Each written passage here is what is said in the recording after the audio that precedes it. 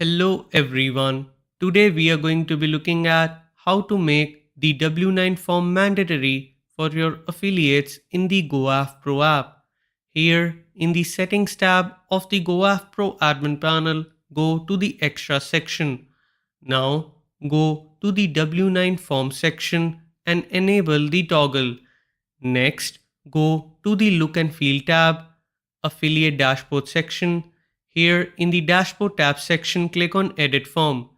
Enable the Disable Affiliates Dashboard Access until Profile is completed option.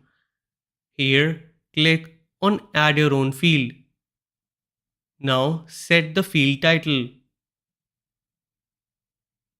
Next, enable the required toggle. After this, select the W9 form upload type.